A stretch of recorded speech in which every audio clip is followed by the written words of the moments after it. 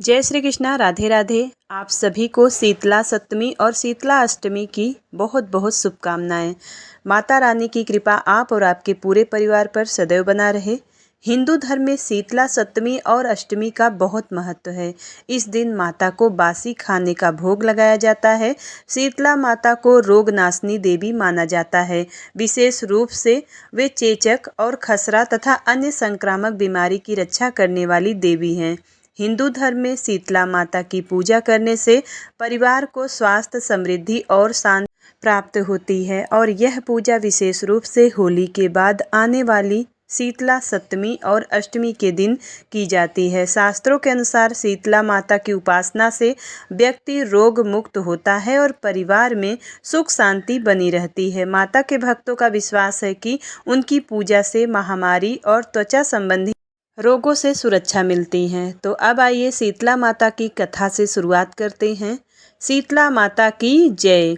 एक बार शीतला माता ने सोचा कि चलो आज देखूं कि धरती पर मेरी पूजा कौन कौन करता है और कौन मुझे मानता है। यह सोचकर शीतला माता धरती पर राजस्थान के डुगरी गांव में आ गई। वहां पहुंचकर उन्होंने देखा कि इस गांव में तो मेरा मंदिर भी नहीं है और ना ही यहां पर कोई मेरी पूजा करता है। शीतला माता वेश बदलकर गांव की गलियों में घूम रही थी। तभी एक घर के ऊपर से किसी ने चावल का उबला हुआ पानी यानी कि माड़ नीचे फेंक दिया। वह उबलता पानी शीतला माता के ऊपर जा गिरा, जिससे शीतला माता के शरीर में छाले पड़ गए। शीतला माता के पूरे शरीर में जलन होने लगी। अब शीतला माता, जो कि बूढ़ी औरत का वेश बनाए हुए थी, पूरे गांव में इधर उधर भाग भाग कर चिल्लाने लगी, अरे मैं जल गई, मेरा शरीर तप रहा है, जल रहा है, मेरी कोई रक्षा करे, मेरी मदद करे, कोई मुझे बचाए। लेकिन उस गांव में किसी ने शीतला माता की मदद नहीं की। वहीं पर अपने घर के बाहर एक कुम्हारन बैठी हुई थी। उस कुम्हारन ने देखा कि अरे यह तो बूढ़ी माई बहुत जल गई है और इनके पूरे शरीर में तो तपन भी हो रही है, इनके पूरे शरीर में छाले पड़ गए हैं और यह तपन सहन नहीं कर पा रही है। तब उस कुम्हारन ने कहा कि माँ, तुम यहाँ आकर बैठ जाओ, मैं तुम्हारे शरीर के ऊपर ठंडा पानी डालती हूँ। कुम्हारन ने फिर उन बूढ़ी माई पर खूब ठंडा पानी डाला और इसके बाद वह शीतला माता से बोली कि माँ, मेरे घर में रात की बनी हुई रबड़ी रखी हुई है और थोड़ा सा दही भी है, तुम दही और रबड़ी खा लो। जब बूढ़ी माई ने ठंडी यानी कि ज्वार के आटे की रबड़ी और दही खाया तब उनके शरीर को बहुत ठंडक मिली। इसके थोड़ी देर के बाद कुम्हारन बोली, माँ बैठ जाओ, तुम्हारे सिर के बाल बिखरे हुए हैं, मैं तुम्हारी चोटी गूंथ देती हूँ। ऐसा कहकर कुम्हारन शीतला माता की चोटी गूंथने के लिए उनके बालों में कंघी फिरा रही थी। अचानक कुम्हारन की नज़र बूढ़ी माई के सिर के पीछे पड़ी तो उसने देखा कि एक आंख बालों के अंदर छुपी हुई है। यह देखकर कुम्हारन तो डर के मारे भागने लगी। तभी उस बूढ़ी माई ने कहा, रुक जा बेटी, डर मत, मैं कोई भूत प्रेत नहीं हूँ, मैं देवी हूँ। मैं तो इस धरती पर यह देखने आई थी कि यहाँ मुझे कौन कौन मानता है और कौन कौन मेरी पूजा करता है। ऐसा कहकर माता चार भुजा वाली हीरे जवाहरात के आभूषण पहने अपने दिव्य असली रूप में प्रकट हो गई। माता के दर्शन पाकर कुम्हारन सोचने लगी कि अब मैं तो बहुत गरीब हूँ, इन माता को कहाँ बिठाऊँ। तब माता उनकी दशा को देखकर कहने लगी कि बेटी, तू किस सोच में पड़ गई है। तब उस कुम्हारन ने हाथ जोड़कर आंख से आंसू बहाते हुए कहा कि माँ, मेरे घर में तो चारों तरफ दरिद्रता बिखरी हुई है, बिठाने तक के लिए कोई चीज़ नहीं है, मैं आपको भला कहाँ बिठाऊं। मेरे घर में ना तो चौकी है, ना बैठने का आसन है, तुम्हें बताऊं माँ, मैं आपको कहाँ बैठाऊं। तब शीतला माता कुम्हारन के मन की दशा समझ गई और प्रसन्न होकर उस कुम्हारन के घर पर खड़े हुए गधे पर बैठकर एक हाथ में झाड़ू और दूसरे हाथ में डलिया लेकर उन्होंने उस कुम्हारन के घर की दरिद्रता को झाड़ डलिया में भरकर फेंक दिया और फिर कुम्हारन से कहा कि बेटी, मैं तेरी सच्ची भक्ति से प्रसन्न हूँ, अब तुझे जो कुछ भी चाहिए वह वरदान तू मुझसे मांग ले। यह सुनकर वह कुम्हारन हाथ जोड़कर बोली, माता मेरी इच्छा है कि अब आप इसी डुगरी गांव में स्थापित होकर यहीं रहिए और जिस प्रकार आपने मेरे घर की दरिद्रता को अपनी झाड़ू से साफ करके दूर किया है, ऐसे ही आपकी जो भी होली के बाद की सप्तमी को भक्तिभाव से पूजा करके आपको ठंडा जल, दही और बासी ठंडा भोजन चढ़ाए, उसके घर की दरिद्रता को साफ करना और आपकी पूजा करने वाली नारी जाति का अखंड सुहाग रखना, उनकी गोद हमेशा भरी रखना। साथ ही जो पुरुष शीतला सप्तमी को नाई के यहाँ बाल ना कटवाएं, धोबी को कपड़े धुलने को ना दे और पुरुष भी आप पर ठंडा जल चढ़ाकर नारियल पुष्प अर्पित करके परिवार सहित ठंडा बासी भोजन करे, उसके काम धंधे व्यापार में कभी दरिद्रता ना आए। कुम्हारन की बात सुनकर शीतला माता बोली, तथास्तु बेटी, जो तूने वरदान मांगे हैं वह सब तुझे देती हूँ। और बेटी, मैं तुझे आशीर्वाद भी देती हूँ कि मेरी पूजा का मुख्य अधिकार अब इस धरती पर सिर्फ कुम्हार जाति का ही होगा। तभी से उस दिन से डुगरी गांव में शीतला माता स्थापित हो गई और उस गांव का नाम हो गया सील की डुगरी। सील की डुगरी में शीतला माता का मुख्य मंदिर है और शीतला सप्तमी पर वहाँ पर बहुत बड़ा मेला लगता है।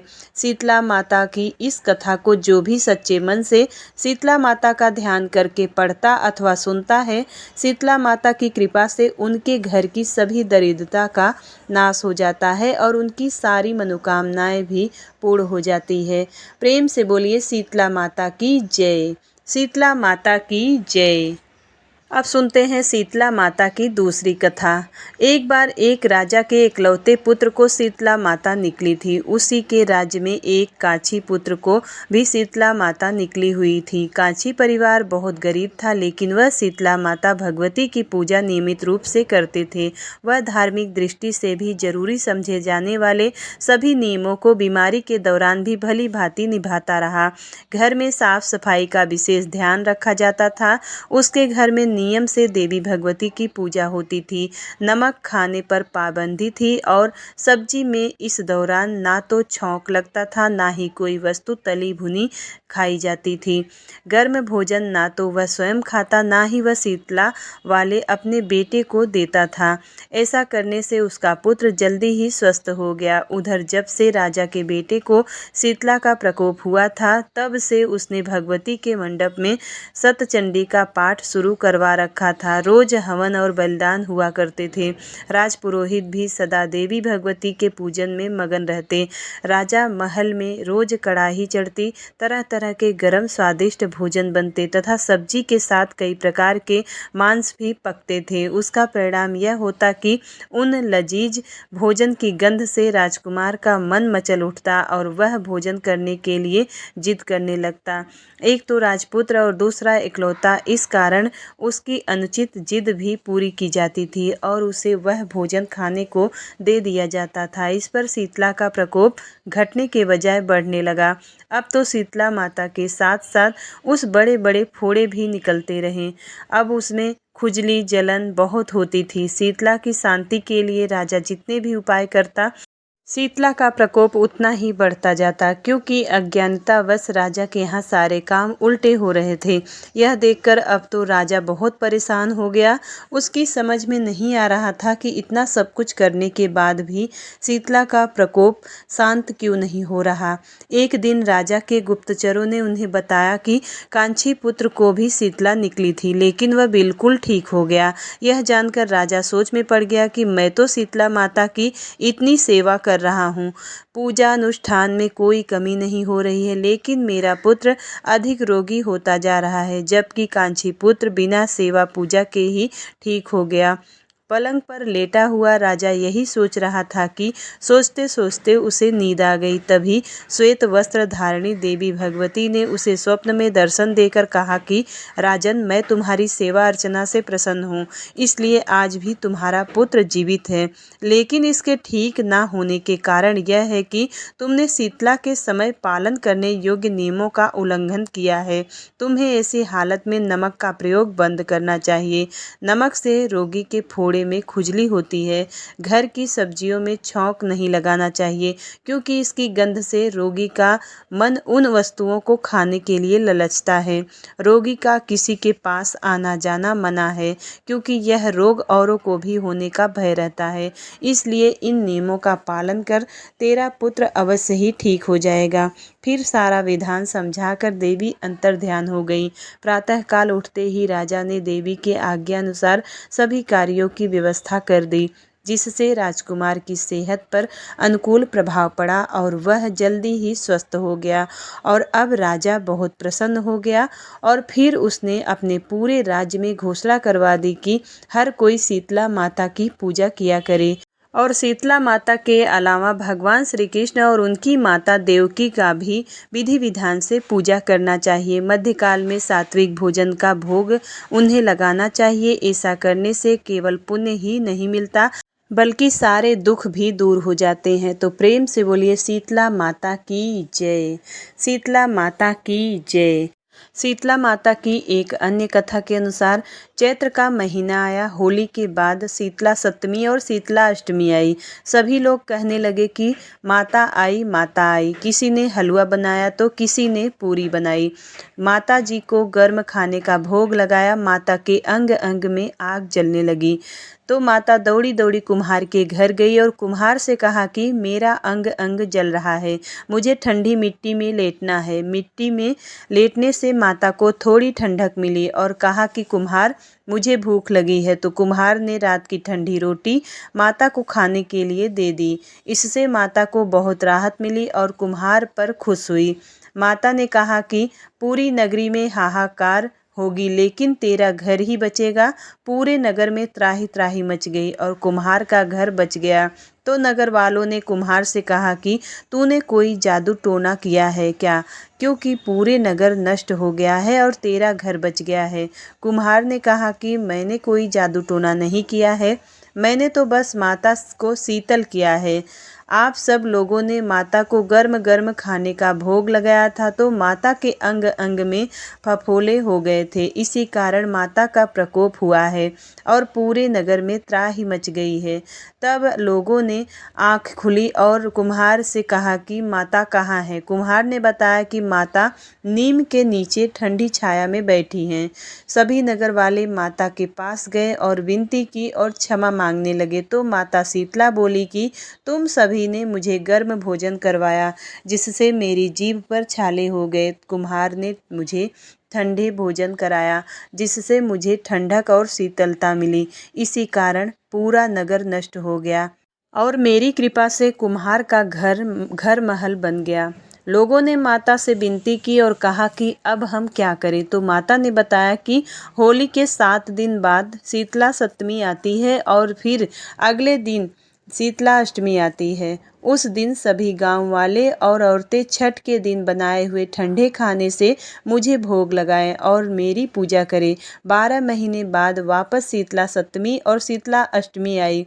राजा ने पूरे नगर में ढिंढोरा पिटवा दिया कि होली के बाद 7 दिन तक सब शीतला माँ का आख्या रखेंगे, यानी कि कोई सिर नहीं धोए और नहीं सिलाई कुटाई आदि नहीं करेगा। लोगों ने वैसा ही किया। देवी शीतला माता प्रसन्न हुई। पूरे नगर में आनंद हुआ। देवी शीतला माता ने सभी पर अपनी कृपा की। जैसे शीतला माँ ने गांव वालों पर ऐसी कृपा की, वैसे ही हम सब पर करना। प्रेम से बोलिए शीतला माता की जय। प्राचीन कथा के अनुसार एक बार एक बुढ़िया माई और उनकी 2 बहुएं ने शीतला माता का व्रत किया। उन सभी को अष्टमी तिथि को बासी भोजन खाना था, जिसके चलते ही उन्होंने सप्तमी तिथि को ही भोजन बनाकर रख लिया था। लेकिन दोनों बहुओं को बासी भोजन नहीं करना था, क्योंकि उन्हें कुछ समय पहले ही संतान हुई थी। उन्हें लग रहा था कि कहीं ऐसा न हो जाए कि वह बासी भोजन खाएं और वह बीमार पड़ जाएं। अगर ऐसा हुआ तो उनकी संतानें भी बीमार पड़ जाएंगी। तब दोनों बहुएं ने अष्टमी को बासी भोजन ग्रहण न करके अपनी सास के साथ माता की पूजा की। इसके बाद पशुओं के लिए बनाए गए भोजन के साथ ही अपने लिए भी ताज़ा भोजन बना लिए। फिर उसे ग्रहण भी कर लिया। और फिर जब उनकी सास ने उन्हें बासी भोजन करने के लिए कहा तो उन्होंने टाल दिया। यह देखकर माता शीतला क्रोधित हो गई और अचानक ही उनके नवजात शिशुओं की मृत्यु हो गई।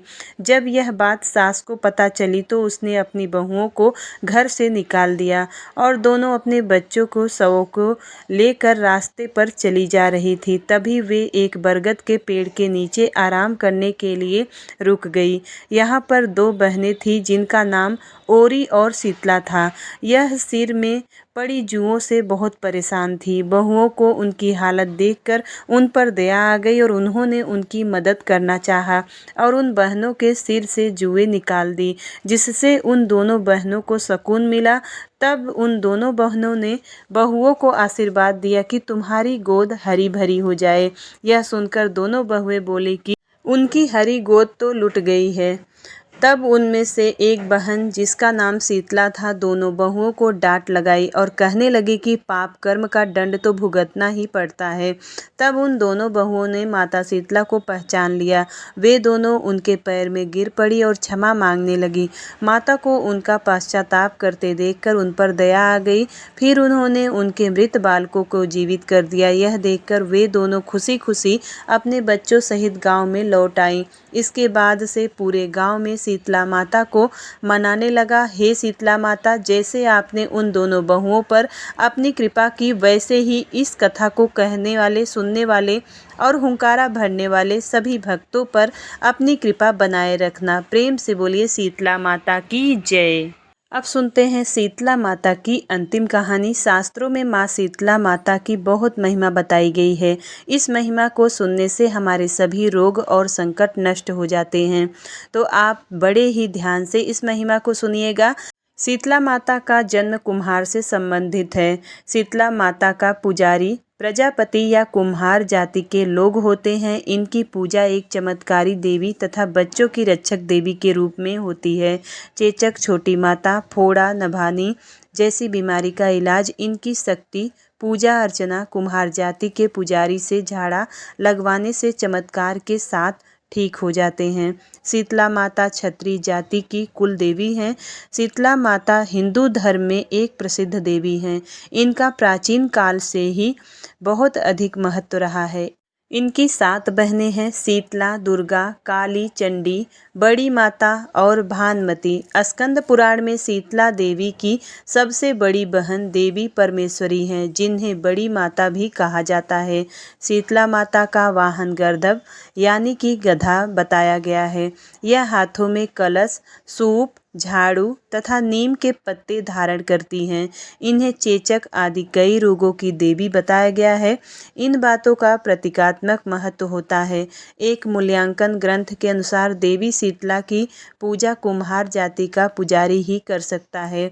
वह इनके चेचक का रोगी व्यग्रता से वस्त्र उतार देता है। सूप से रोगी को हवा की जाती है। झाड़ू से चेचक के फोड़ों फट जाते हैं और नीम के पत्ते फोड़े के सड़ने नहीं देती है। रोगी को ठंडा जल प्रिय होता है। अतः कलश का महत्व है। गर्दभ की लीद के लेपन से चेचक के दाग मिट जाते हैं। शीतला मंदिरों में सदैव माता शीतला के गर्दभ पर ही आसीन दिखाया गया है। शीतला माता के संग ज्वरासुर, ज्वर का दैत्य, हैजे की देवी, 64 रोग, त्वचा के रोग के देवता एवं रक्तवती, रक्त संक्रमण की देवी होते हैं। इनके कलश में दाल के दानों के रूप में विषाणु या शीतल स्वास्थ्यवर्धक एवं रोगाणु नाशक जल होता है। कुछ लोग शताक्षी देवी को भी शीतला देवी कहकर संबोधित करते हैं। शीतला माता को छोटी माता कहते हैं तथा छोटी चेचक का उपचार हेतु पूजा करते हैं।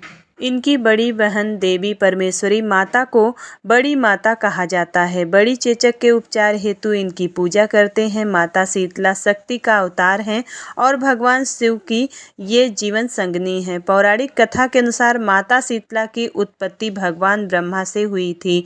देवलोक से धरती पर माता शीतला अपने साथ भगवान शिव के पसीने से बने ज्वरासुर को अपना साथी मानकर लाई थी। तब उनके हाथों में दाल के दाने भी थे। उस समय के राजा विराट ने माता शीतला को अपने राज्य में रहने के लिए स्थान नहीं दिया, तो माता क्रोधित हो गई। उस क्रोध की ज्वाला से राजा की प्रजा को लाल लाल दाने निकल आए और लोग गर्मी के मारे मरने लगे। तब राजा विराट ने माता के क्रोध को शांत करने के लिए ठंडा दूध और कच्ची लस्सी उन पर चढ़ाई। तभी से हर साल शीतला अष्टमी पर लोग माँ का आशीर्वाद पाने के लिए ठंडा भोजन माता को चढ़ाने लगे। इस बासी खाने को बसोड़ा के रूप में जाना जाता है। शास्त्रों के अनुसार शीतला माता की उपासना मुख्य रूप से गर्मी के मौसम में की जाती है। इनकी पूजा से मनुष्य को जहाँ एक तरफ आध्यात्मिक रूप से मजबूती मिलती है, वहीं दूसरी ओर मौसम के चलते शरीर में होने वाले रोग विकार भी माँ के पूजन से दूर हो जाते हैं। ठंडक प्रदान करने वाली माता शीतला पर्यावरण को स्वच्छ रखने की प्रेरणा देती हैं।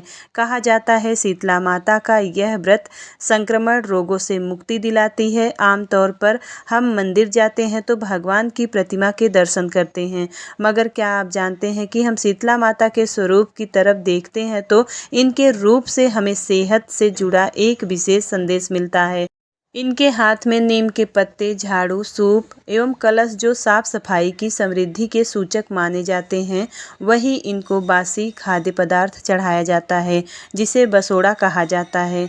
तो वही इन्हें चांदी का चौकोर का टुकड़ा अर्पित किया जाता है जिस पर इनका चित्र बना होता है। आमतौर पर इनकी उपासना गर्मी व बसंत के मौसम में की जाती है। कहा जाता है इन्हीं ऋतुओं में रोगों के संक्रमण की संभावनाएं सबसे अधिक होती है। धार्मिक रूप से साथ साथ शीतला माता के इस पर्व का अधिक वैज्ञानिक महत्व है।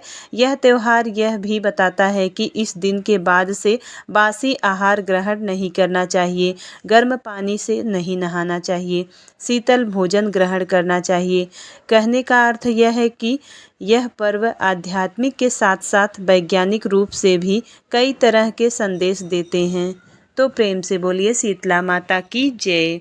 शीतला माता की जय।